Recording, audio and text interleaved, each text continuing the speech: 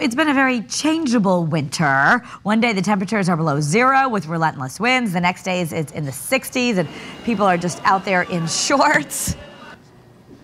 And that's New England for you, Kara. Of course, we can't get lulled into thinking we've escaped winter. It'll be back, but will you be ready? Yeah, we've had everything. So here are some great advice on what you should have on hand when you're traveling. Is Amy Parmenter of AAA. Thanks so much. Well, this is kind of exhibit A for the winter, right? In terms of what we've seen so far. We had that snowstorm in November that it took people hours to get home from work. It wasn't even that much snow. Then we had the frigid cold a few weeks ago where AAA responded to more than 5,000 calls in just a 2-day period with dead batteries. Then it warmed up and we got potholes. So we've really seen a little bit of everything. So we wanted to come on this morning. We appreciate you having us so we can get that safety messaging out there and remind people of the things that are so easy for them to have in their cars. And just a few minutes throwing some stuff in your trunk is going to make a big difference when you find yourself stranded. And you want to start with de-icer, I guess. You need to have this in case your locks freeze. I haven't had to use this in a long time. I don't know if cars got better. When I was younger, I had to use it all the time. Let me say that this is my favorite thing. I mean, not this particular brand, but just having de-icer. But you'll notice that I have 2 cans. Yes. And that's because a couple weeks ago when we had that big freeze, everybody who had the de-icer had it like frozen in their trunk. And they couldn't get to it. That's right. So we got all those calls. So you want some in your trunk, but then also in your house, have that extra can of de-icer so that you can get in. Yeah, we got so many calls from people locked out. And I was like, geez, all these lockout calls, what's this? And then I realized it was people who are actually frozen. And this is more even for the, I was thinking the kind when you can't get your key in your lock, which we probably don't need as much now because people have fobs, but this actually has the scraper on it, so it's for the windshield. It's for the windshield, it's for, you know, just even getting some of the snow off, but yeah, I mean, I love the fact that you get 2 for 1 there. So you just spray and wait, and then it's kind of like dawn, it takes the ice out of your way. Yeah, and I've noticed that if you kind of scrape the ice a little bit and then let that kind of seep in, it works fabulous. It's one of those things my father told me about and I didn't quite believe him, and then when I tried it I was like, wow, this is great. It works. And then you have some other items that actually, like a whole little kit here for both in and, as you're suggesting, maybe even out of your car here. So what are the essentials that we should have to keep ourselves safe? Okay, so we have the jumper cables, we have a first aid kit.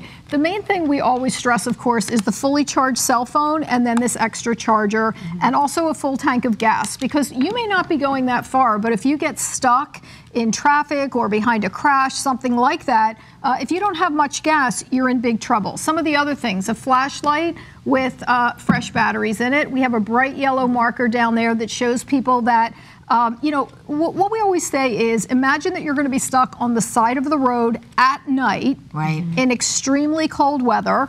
And have everything with you possible that you would need to stay safe and warm while waiting for help to arrive. So for instance, kitty litter here isn't really so much the safe and warm, but this is not so your cats can go to the bathroom if you get stuck. No, we need this for, we use this for our car. Right, this is the abrasive that you throw under your tire if you get stuck in the snow. We have the shovel down there.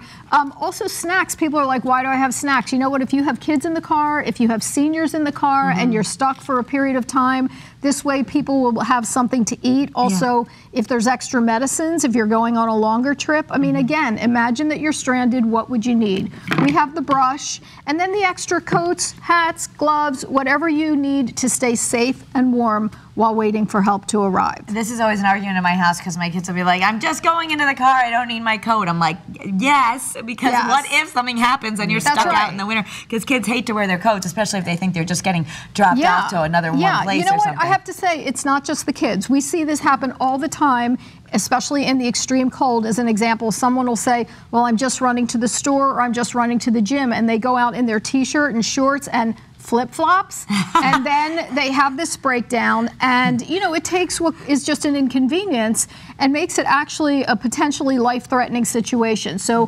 AAA, our emergency responders, see that all the time, and so we just, you know, preparation is key.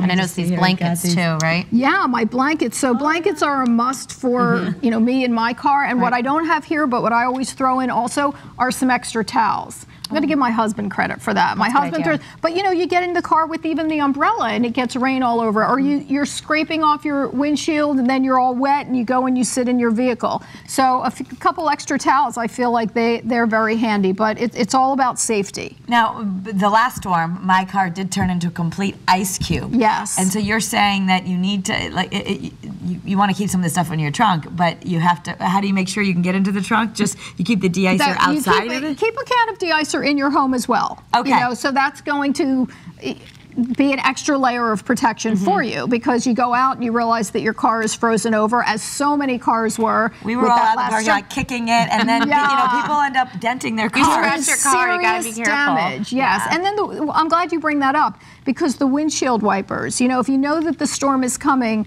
put up those windshield wipers, because a lot of times people use their windshield wipers to get rid of the snow on their windshields.